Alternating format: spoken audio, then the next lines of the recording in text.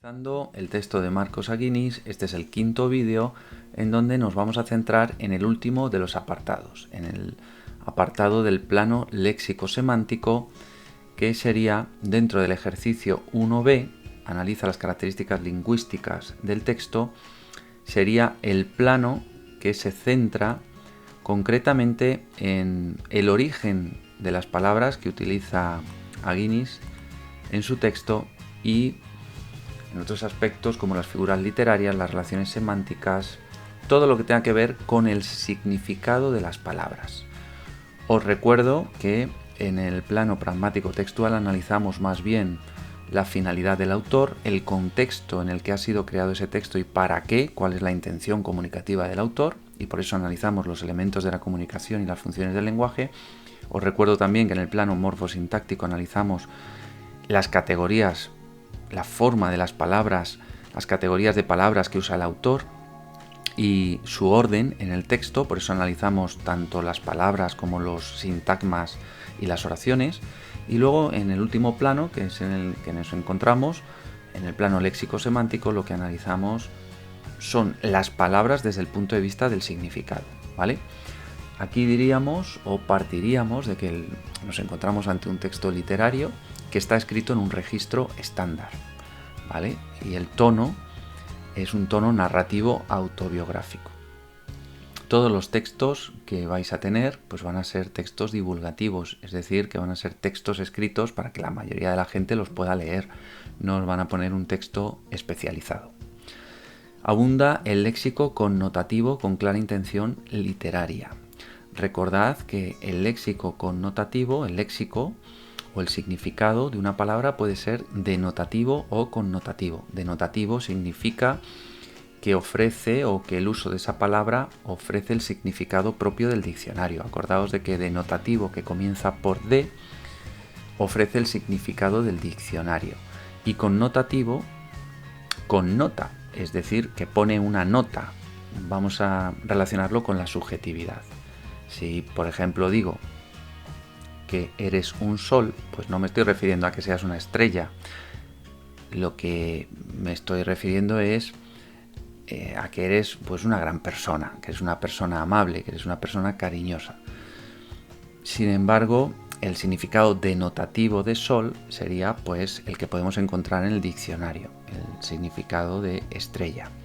El significado connotativo es el que yo le aporto o le entrego con mi valor subjetivo, el doble sentido, el doble significado que lleva una intención subjetiva, ¿vale? Entonces en este texto, puesto que se trata de un texto literario, va a predominar sobre todo la intención comunicativa subjetiva y desde ese punto de vista va a predominar el léxico connotativo.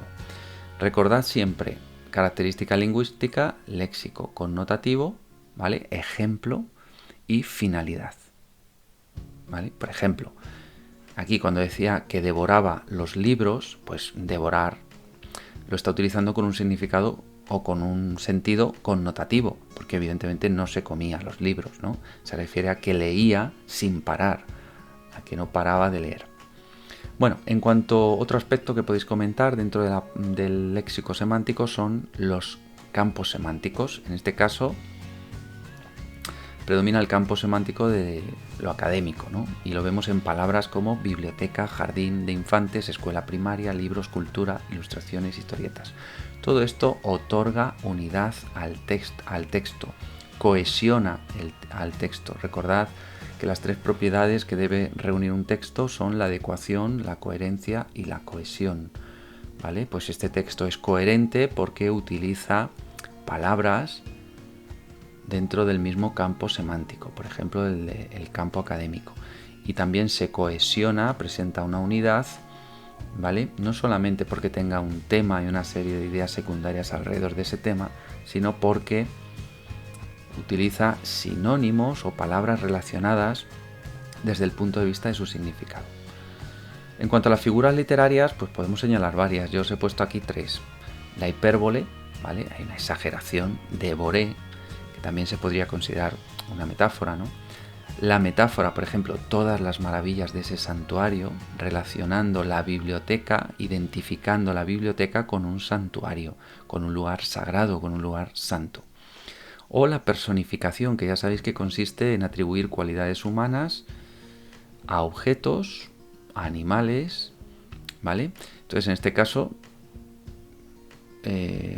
o a otros seres, ¿no? Que no son humanos, como por ejemplo las hojas. Bueno, las hojas en este caso se refiere a las hojas del libro, pero que también podrían ser referido a seres vegetales, ¿vale? Como un árbol, etcétera. Las hojas mostraban una avergonzada torpeza. Las hojas mostraban una avergonzada torpeza. Evidentemente, la vergüenza es propia del ser humano. Entonces, bueno, pues una hoja se está atribuyendo a una hoja una cualidad humana, ¿vale? Y desde ese punto de vista se está manifestando la personificación. Algunos otros aspectos que podéis relacionar en este plano, pues serían estos, ¿no? Aguinis narra con un vocabulario sencillo pero literario una experiencia vital que le marcó, cómo pasó de no saber leer a ser un devorador de libros. Yo lo que he hecho aquí ha sido cerrar en el último plano, en el plano léxico-semántico. Recordad que hemos analizado tres: el plano pragmático textual, PPT, el plano morfosintáctico, PMS, y el PLS, plano léxico-semántico. Cerrar el plano léxico-semántico con una especie de resumen sencillo en un par de líneas, ¿no? Aguinis narra, ya estoy diciendo que he estado en un texto narrativo, con un vocabulario sencillo pero literario. Estoy diciendo que es un texto divulgativo. Estoy caracterizando el texto. Una experiencia vital. Estoy diciendo que además es autobiográfico, que le marcó. Y ahora cuento de qué trata el texto, ¿no? Cómo pasó de no saber leer a ser un devorador de libros, ¿vale? Y con eso cerraría el ejercicio 1B, en el que debo analizar las características lingüísticas de un texto, centrándome en la intención del autor a partir de los elementos de la comunicación y las funciones lingüísticas y la estructura del texto, continuando por las palabras que usa desde el punto de vista de la forma y el orden, es decir, desde la morfología y la sintaxis, para terminar en el significado de esas palabras. ¿Con qué significado y origen utiliza el autor las palabras? ¿De acuerdo? Bueno, y hasta aquí el comentario de texto. Por último, tendríamos que pasar al ejercicio 1C, puesto que el ejercicio se divide en tres apartados. El 1A sería el tema del texto, el 1B las características lingüísticas y el 1C el tipo de texto. Y aquí pues podéis decir que se trata de un texto literario narrativo publicado en el periódico La Nación. Con eso sería suficiente. Y con eso daríamos por terminado el comentario lingüístico del texto, y concretamente tanto los ejercicios 1 como el 2.